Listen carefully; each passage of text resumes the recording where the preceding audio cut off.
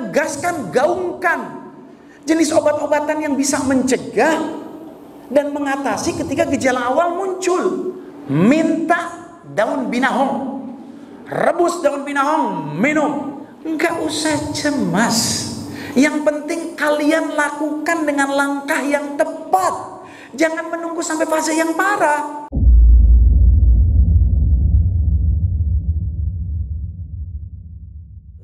Kayak di Vietnam, itu dikenal sangat berhasil. Bukan hanya bicara social distancing, jaga jarak, cuci tangan, pakai masker. Tidak. Memang mendisiplinkan diri individunya optimal. Dan menurut data terakhir, keberhasilan mereka-mereka yang merawat diri di rumah sembuh dari COVID-19, itu mereka menggunakan obat tradisional. Indonesia ini negara yang kekayaan hayatinya terkaya di dunia. Dari 40.000 jenis tanaman obat, 30.000-nya ada di Indonesia. Mestinya di era COVID-19 ini tegaskan, gaungkan jenis obat-obatan yang bisa mencegah dan mengatasi ketika gejala awal muncul. Jangan masyarakat dididik dengan pola-pola yang jadi tidak manusiawi. Belum lama ini ada orang tersungkur, pingsan, semua orang tidak ada yang berani mendekat. Sampai mati juga kalau lehernya mungkin tercekik, dibiarkan. Nunggu orang yang datang dengan pasukan astronot. Padahal cuma pingsan biasa ternyata. Nih ya, umat Islam nih dididik ya, menghargai kemanusiaan lebih tinggi dari nyawanya sendiri. Bagaimana Islam mengajarkan nyawa orang? Dalam Islam itu diajarkan, kalau ada tetangga kita dirampok orang, kita sebagai tetangganya wajib menolong tetangga kita yang dirampok. Lalu kita mati terbunuh dan kita mati syahid. Baru pingsan, belum tentu terjangkit virus. Kalau terjangkit pun kalian bantu, tidak perlu khawatir berlebihan. Ini baru pingsan kok.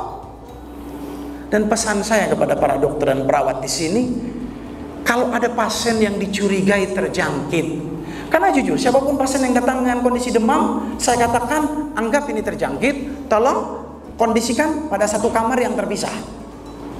Intinya jangan sampai ditempatkan di kamar ekonomi yang berbarengan. Kalau satu kamar satu orang, dia paling tidak sudah mengisolasi diri di kamar itu. Sambil kita menunggu diagnosa proses selanjutnya. Bahkan saya sering mengatakan, kalau ada yang takut, saya yang maju, gak ada masalah kok. Karena saya yakin kok, saya sudah membina sistem pertahanan tubuh saya. Sejak musim COVID, saya selalu minta makan makanan pasien. Intinya adalah,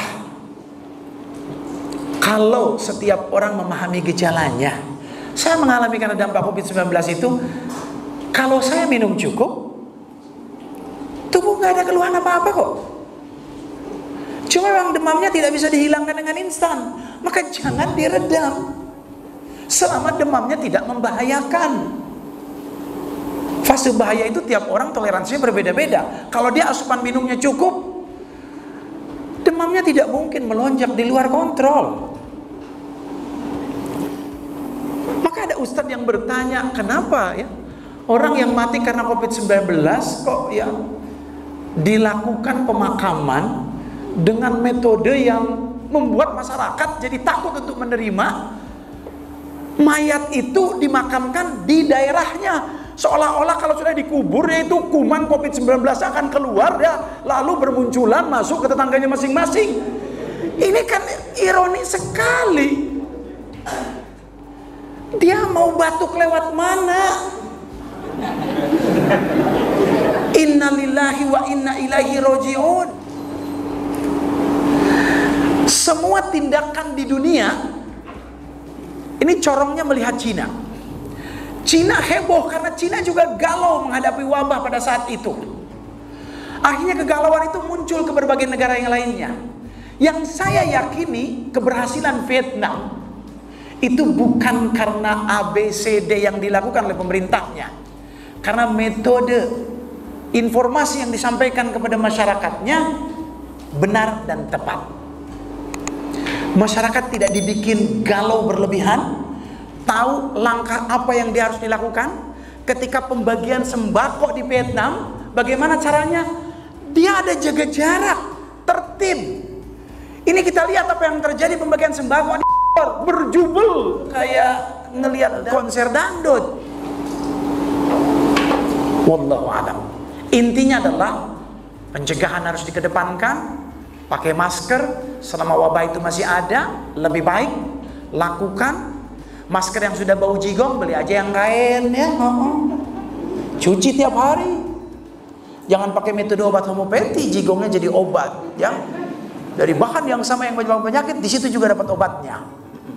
Betul itu ketika Anda sedang mengalami COVID-19, jigong COVID-nya itu jadi obat homeopati.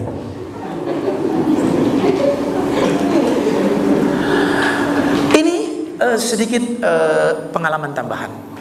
2 minggu yang lalu, salah satu teman saya yang biasa saya bawa sebagai supir kalau bepergian jauh, dia telepon saya kalau dia demam dengan sakit tenggorokan, dan dia masih nyupir kemana-mana. Dan waktu itu ketika dia kena, dia baru pulang dari Bandung. Dia nanya, bisa diperiksakan nggak di holistik tuh? Saya bilang saya ingin tahu, oke, gejalanya seperti apa, sampaikan kepada saya. Udah ceritakan. Dari apa yang dia ceritakan, semuanya mengarah, saya bilang kamu terjangkit. Cuma saya dengan bahasa yang tidak menakutkan. Oh, ente jangan nakut-nakuti anak, dia bilang. Anak tidak nakut-nakuti, tapi ente tolong jaga. Anak kasih masker, pakai masker sering mungkin, bila perlu pakai sambil tidur. Itu ada efek jigong terapi homeopati.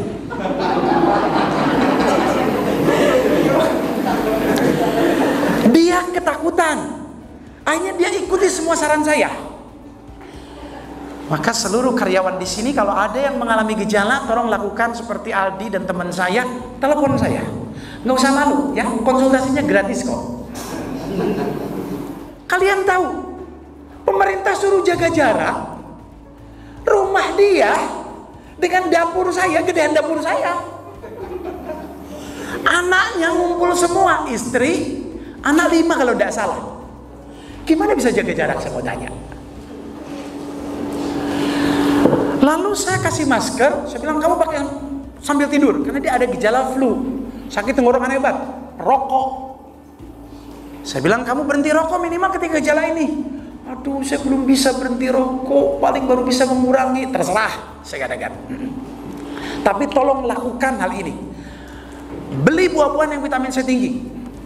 Jambu biji kamu makan sebanyak-banyaknya. Ya, mau di jus kayak, mau makan biasa kayak. Lalu kebetulan ada pepaya kebun, saya bawain pepaya kebun 2. Saya bilang kunci yang paling penting, perhatikan buang air besarnya dan pencernaannya. Jangan sampai macet. Ketika macet tuh ladang untuk berkembangnya kuman dengan cepat. Minum jangan kurang dari 4 liter per hari, saya katakan. Terapkan kepada seluruh anak dan istri kamu, saya katakan. Rumah segede kandang kambing kok, suruh jaga jarak, tidak bisa hadirin sekalian. Apalagi yang tinggal di tempat kos yang bareng-bareng satu kamar. Saya aja ketika di Australia, tempat kos yang untuk 2 orang, saya isi 6 orang. Kenapa? Menghemat, emang gak ada duit. Banyak di Jakarta anak kos seperti itu. Saya katakan berhenti gorengan, berhenti makanan hewan dulu. Dia ikuti semua saran saya. Besoknya saya bilang, kamu pergi ke holistik, temui Pak Endang atau Pak Sigit, minta daun binahong, rebus daun binahong, minum. Berapa hari kemudian dia bilang, saya sudah enakan. Dia bilang jangan berhenti selama demam masih ada. Saya kalau kelelahan demamnya rada naik. Sekarang anak saya jadi demam, kasih lagi nih masker. Tolong terapkan. Enggak usah cemas. Yang penting kalian lakukan dengan langkah yang tepat. Jangan menunggu sampai fase yang parah. Kita tidak tahu. Namanya tubuh kemasukan sesuatu musuh yang tubuhnya belum punya senjata untuk melawannya. Butuh waktu dan proses untuk tubuh mempersiapkan senjata itu.